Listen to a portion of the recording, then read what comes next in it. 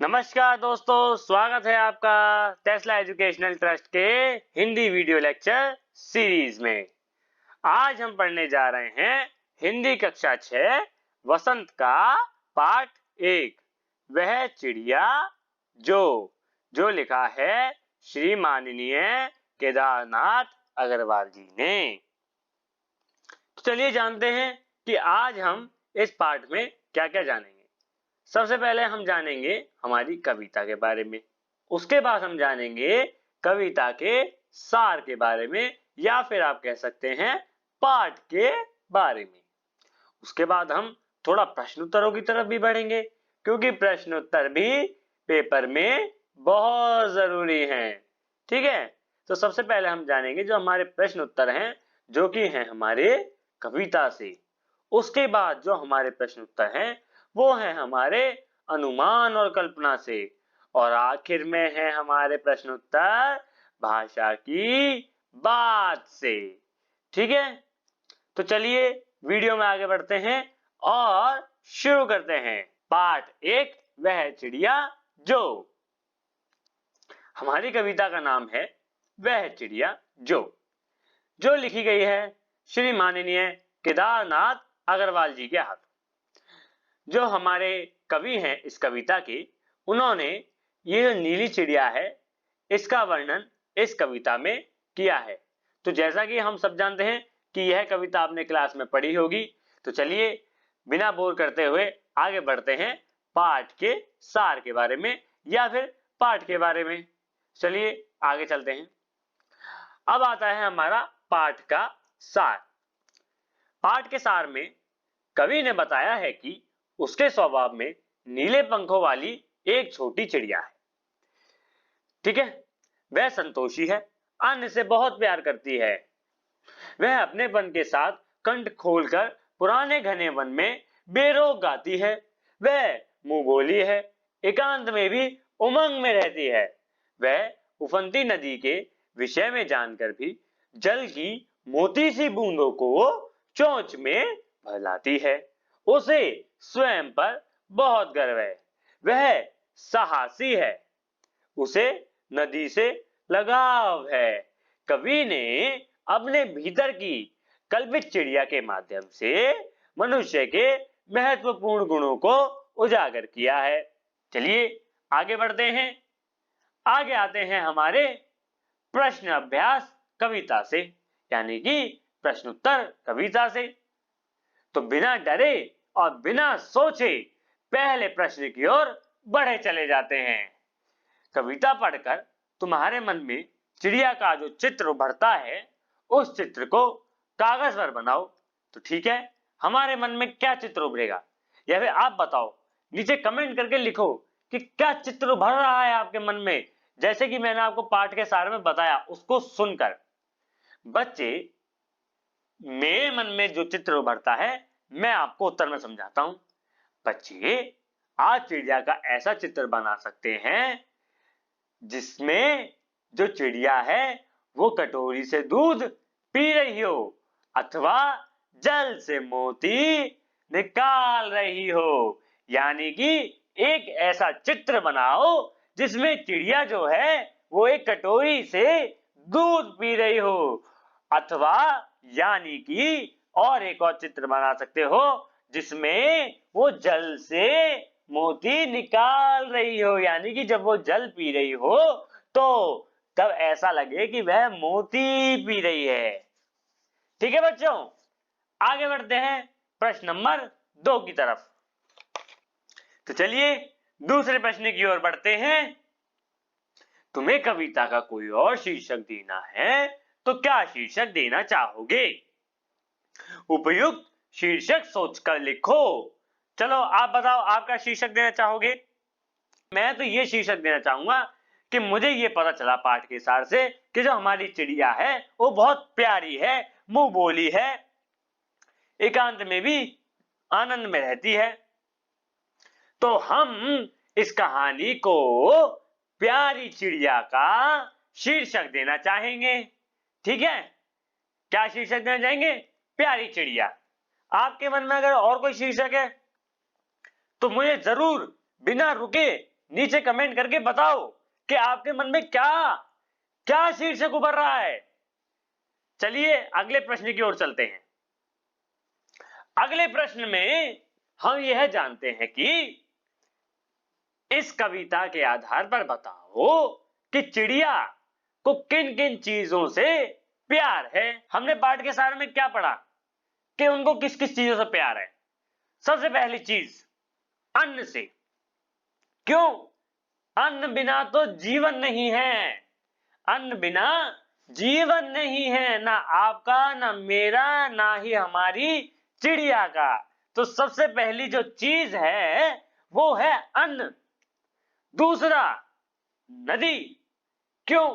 क्योंकि वो बहुत खूबसूरत है और उससे चिड़िया को जल की प्राप्ति हो रही है। और तीसरा यानी जंगल से। जंगल से क्यों प्यार है भाई उसे? क्योंकि जंगल उसका घर है और अपने घर से सबको प्यार होता है। आपको भी है ना, मुझे भी है। तो चलिए जानते हैं कि ये सही है कि नहीं। इस कविता में चिड़िया को इन सब चीजों से प्यार था। पहला अन्न, दूसरा नदी, तीसरा जंगल। चिड़िया को यह सब चीजें इसलिए पसंद थी क्योंकि वह जंगल में ही रहती थी। ठीक है बच्चों, समझ आ गया? आगे बढ़ते हैं। आगे आता है हमारा प्रश्न नंबर 4। प्रश्न नंबर 4 हमसे क्या कहना चाहता है? आ से स्पष्ट करो। ठीक है, करते हैं। रस उड़ेल कर गा लेती हैं, चढ़ी नदी का दिल टटोल कर जल का मोती ले जाती है। तो चलिए पढ़ते हैं पहला आश। चिड़िया का गाना मधुर है कि ऐसा प्रतीत होता है कि वह अपने गाने में रस उड़ेल रही हो। ऐसा हमें इसलिए लगता है क्योंकि वह अपने गाने में बहुत ही मगन रहती है और इस गाने को सुनकर हमारे कानों को आनंद मिलता है तथा मन भी प्रसन्न हो जाता है। यानी कि हमारे मन को भी शांति मिलती है उसका गीत या फिर उसका गाना सुनकर। चलिए अगला जानते हैं बिना किसी रुकावट के। इस कविता में चिड़िया इतनी चतुर या चालाक होती है कि वह नदी के जल में से मोती ढूंढ लाती है। वह तेज बहती नदी में भी चली जाती है। चिड़िया अपना काम बहुत मगन होकर करती है और वह उस जंगल में कुशल है। हमने पाठ के सार में क्या पढ़ा था कि जो चिड़िया है वह जंगल में रहती है, उसे अपने जंगल से बहुत प्यार है, उसी में मगन रहती है और जो नदी का जल है उसमें से भी मोती ढूंढ लाती है। ठीक है, चलिए आगे बढ़ते हैं। आगे आएगा हमारा प्रश्न अभ्यास अनुमान और कल्पना से। चलिए बिना किसी रुकावट के पहला प्रश्न जानते हैं कि पहला प्रश्न हमसे क्या कह रहा है। कवि ने नीली चिड़िया का नाम नहीं बताया। ठीक है, वह कौन सी चिड़िया रही होगी? इस प्रश्न का उत्तर जानने के लिए पक्षी विज्ञानी सलीम अली की पुस्तक भारतीय पक्षी देखो। ठीक है, देख लेते हैं। इनमें ऐसे पक्षी भी शामिल हैं।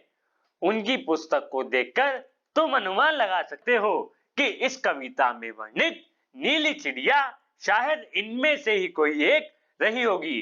किन में से? सबसे पहला नीलकंठ, दूसरा छोटा किलकिला, तीसरा कबूतर और चौथा बड़ा पतरिंगा। तो पाठ के सार में हमने क्या पढ़ा था कि जो चिड़िया है वह नीली है, उसका कंठ बहुत मधुर है। तो कौन सा जो ऑप्शन है इनमें सबसे ज्यादा सूट करता है? वो है नीलकंठ। कविता में नीली चिड़िया का नाम नीलकंठ है। यह वही चिड़िया है जिसके बारे में हम कविता में बात कर रहे हैं। देखा था ना कितना आसान। चलो दूसरे प्रश्न की ओर बढ़ते हैं। नीचे कुछ पक्षियों के नाम दिए गए हैं, उनमें यदि कोई पक्षी एक या एक से अधिक रंग का है तो लिखो। उसकी हिस्से के रंग कैसे हैं? जैसे तोते की चोंच लाल और शरीर हरा। तो कौन कौन से पक्षी दे रखे हैं? सबसे पहला मैना, दूसरा कौवा, और तीसरा बतख, और लास्ट चौथा कबूतर। चलिए जानते हैं कि क्या क्या दे रखे हैं। सबसे पहले हम बात करते हैं मैना के बारे में। मैना कैसी होती है? हल्के काले रंग की होती है। ठीक है। कौवा कैसा होता है? काले रंग का होता है। इसके पंख कहीं कहीं गहरे व कहीं कहीं हल्के काले होते हैं। ठीक है जी। तीसरा बतख। बतख कैसी है? बतख की चोंच व पांव हल्के पीले रंग के होते हैं। आपने देखी है बतख? देखना, हल्के पीले रंग के उसके पांव और चोंच होती हैं, और पूरा शरीर सफेद रंग से ढका होता है। यानी पूरी जो सफेद होती है, बट जो चोंच है और जो पैर हैं उसके, वो हल्के पीले होते हैं। तो दो रंग की हो गई भाई। चौथा आता है हमारा कबूतर। कबूतर कैसा होता है? अब कबूतर भाई होता तो स्लेटी रंग का है, पर उसकी आंख लाल होती है, पांव उसके गुलाबी होते हैं, और उसकी गर्दन पर हल्का काला वे सतरंगी रंग की भी झलक देखने को मिलती है। तो ये क्या हो गया? एक या एक से अधिक रंग का। कौन? कबूतर। आगे बढ़े, आगे बढ़ते हैं। अब आता है प्रश्न नंबर 3। प्रश्न नंबर 3 हमसे क्या कह रहा है? कविता का हर बंद वह चिड़िया जो से शुरू होता है और मुझे बहुत प्यार है पर खत्म होता है। तुम भी इन पंक्तियों के प्रयोग करते हुए अपनी कल्पना से कविता में कुछ नए बंद जोड़ो। तो चलो जोड़ते हैं। वह प्यारी चिड़िया जो पंख फैलाकर उड़े आकाश की ओर चली जाती है, वह उड़ती सुंदर चिड़िया नीले पंखों वाली मैं हूं। यानी कि चिड़िया खुद कह रही है कि वह प्यारी चिड़िया जो पंख फैलाकर उड़े आकाश की ओर चली जाती है, वह उड़ती सुंदर चिड़िया मैं हूं। ठीक है बच्चों, आगे समझ? था ना आसान एकदम। अब चलते हैं प्रश्न नंबर 4 की ओर। तुम भी ऐसी कल्पना कर सकते हो कि वह फूल का पौधा जो पीली पंखुड़ियों वाला महक रहा है, मैं हूं। उसकी विशेषताएं मुझ में हैं। फूल के बदले वह कोई दूसरी चीज भी हो सकती है, जिसकी विशेषताओं को तुम गिनते हुए तुम उसी चीज से अपनी समानता बता सकते हो। ऐसी कल्पना के आधार पर कुछ पंक्तियां लिखो। तो चलो लिखते हैं। इस कविता में जो फूल का पौधा है, जो हवा में झूलता आंगन में खड़ा मुस्कुरा रहा है, वह पौधा अपनी खुशबू फैला रहा है। वह पीली पंखुड़ियों वाला पौधा मैं हूं, और उस पौधे को हवा से बहुत प्यार है। ठीक है। यह मतलब एक चिड़िया की तरह ही हो गया। जैसे हमने हमारी चिड़िया को नदी से, अन्न से और जंगल से प्यार था, ऐसे इसको हवा से बहुत प्यार है। किसको? हमारे पौधे को। ठीक है। आगे चलें। आगे आते हैं हमारे भाषा की बात के प्रश्न उत्तर, जो कि बहुत छोटे छोटे और बहुत आसान आसान हैं। इनको भी जल्दी से पढ़ लेते हैं, फिर हमारा चैप्टर जल्दी जल्दी खत्म हो जाएगा। पंखों वाली चिड़िया, ऊपर वाली दराज, नीचे पंखों वाली चिड़िया, सबसे ऊपर वाली दराज। यहाँ रेखांकित शब्द हैं। ये शब्द चिड़िया और दराज संज्ञाओं की विशेषता बता रहे हैं। अतः रेखांकित शब्द विशेषण हैं और चिड़िया दराज विशेष्य हैं। यहाँ वाला या वाली जोड़कर बनाने वाले कुछ और विशेषण दिए गए हैं। ऊपर दिए गए उदाहरण की तरह इनके आगे एक एक विशेषण और जोड़ दो। तो चलो देखते हैं कि किन किन के आगे हमें क्या क्या विशेषण जोड़नी है। सबसे पहले मोरों वाला बाग, दूसरा पेड़ों वाला घर, तीसरा फूलों वाली क्यारी, चौथा स्कूल वाला रास्ता और पांचवा हंसने वाला बच्चा और छठा और आखिरी मूंछों वाला आदमी। अब इनके आगे एक एक विशेषण जोड़ देते हैं। जैसे मोरों वाला बाग, रंग बिरंगे मोरों वाला बाग, हमने क्या विशेषण जोड़ी? रंग बिरंगे। अगला है पेड़ों वाला घर, कैसे पेड़ों? हरे भरे पेड़ों वाला घर, तो विशेषण क्या हो गई? हरे भरे पेड़। अगला है फूलों वाली क्यारी, पीले फूलों वाली क्यारी, पीले फूलों वाली क्यारी। ठीक है। अगला है स्कूल वाला रास्ता, कैसा स्कूल वाला? नया स्कूल वाला, विशेषण क्या हो गई? नया। अगला है हंसने वाला बच्चा, कैसा हंसने वाला? बहुत हंसने वाला। ठीक है, तो विशेषण क्या हुई? बोलो बोलो बोलो, बहुत। अच्छा, अगला क्या है हमारा? मूंछों वाला आदमी, कैसी मूंछों वाला? अब छोटी छोटी मूंछों वाला थोड़ी होगा, बड़ी बड़ी मूंछों वाला आदमी।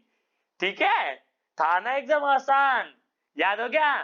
चलो वीडियो को पॉज करो, फटाफट से याद कर लो। ठीक है, आगे बढ़ते हैं। आगे है हमारा लास्ट क्वेश्चन, प्रश्न नंबर 2, भाषा की बात से।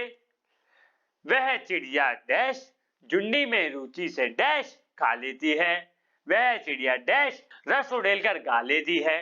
कविता में इन पंक्तियों में मोटे छापे वाले शब्द को ध्यान से पढ़ो। ठीक है, पहले वाक्य में रुचि से खाने के ढंग की ओर, दूसरे वाक्य में रस उड़ेलकर गाने के ढंग की विशेषता बता रहे हैं। अतः ये दोनों क्रिया विशेषण हैं। ठीक है, क्या है? क्रिया विशेषण। नीचे दिए गए वाक्य में क्रिया के ढंग या रीति से संबंधित क्रिया विशेषण छांट दो। तो ठीक है, छांट देते हैं हम। सबसे पहला क्या है? सोनाली जल्दी जल्दी मुंह में लड्डू ठूसने लगी। अब इसमें क्रिया विशेषण क्या है? जल्दी जल्दी, क्योंकि क्रिया क्या हो रही है इसमें? वो जल्दी जल्दी काम कर रही है। दूसरा क्या है? गेंद लुढ़कती हुई झाड़ियों में चली गई, कैसे चली गई? लुढ़कती हुई। तीसरा, भूकंप के बाद जनजीवन धीरे धीरे सामान्य होने लगे, कैसे होने लगे? धीरे। हमें क्रिया देखनी है ना, काम क्या हो रहा है, क्रिया क्रिया विशेषण छांटनी है। चौथा है, कोई सफेद सी चीज धप्प से आंगन में गिरी, कैसे गिरी? धप्प से। पांचवा है, टॉमी फुर्ती में चोर पर झपटा, कैसे झपटा? फुर्ती में या फिर फुर्ती से। छठा है, तेजिंदर सहम कर कोने में बैठ गया, कहां बैठ गया? कोने में। और आखिरी और सातवां, आज अचानक ठंड बढ़ गई, कैसे बढ़ गई? अचानक। तो देखा कितने आसानी से हमने इसमें क्रिया विशेषण 2 मिनट में छांट ली। याद हो गई ना आपको? जल्दी जल्दी ऐसे ही याद हो जाएगी। ठीक है, चलिए वीडियो में यहां तक बने रहने के लिए आपका बहुत बहुत धन्यवाद। मैं अभिमन्यु सिंह आपका धन्यवाद करता हूं टेस्ला एजुकेशन ट्रस्ट की तरफ से। अगर आपको हमारे लाइव सेशन के बारे में जानना है तो हमें फेसबुक पर जरूर फॉलो करें। अगर आपको इस चैप्टर की कॉपी चाहिए तो आप मेरे टेलीग्राम चैनल से ले सकते हैं, और अगर आपको रेगुलर अपडेट चाहिए तो इंस्टाग्राम और ट्विटर पे मुझको फॉलो कर ले। मेरे प्यारे दोस्तों, वीडियो को बंद करने से पहले वीडियो को लाइक कर दो, अपने दोस्तों में शेयर कर दो और चैनल को सब्सक्राइब कर दो। ठीक है दोस्तों, मिलते हैं आपसे अगली वीडियो में अगले चैप्टर के साथ। तब तक के लिए नमस्ते।